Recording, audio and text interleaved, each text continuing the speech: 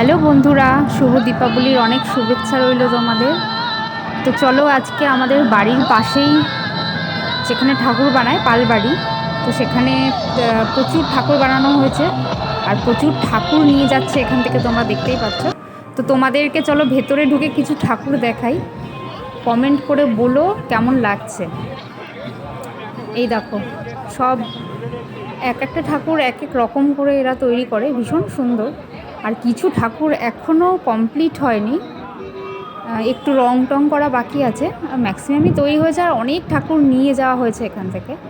তো বাকি যেগুলো আছে সে কটা একটু তোমাদেরকে দেখাচ্ছি, দেখে অবশ্যই বলো কেমন লাগছে কমেন্টে।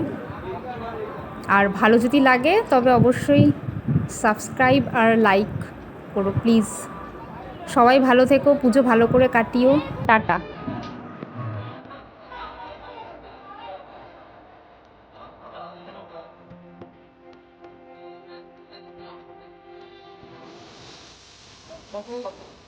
এইটা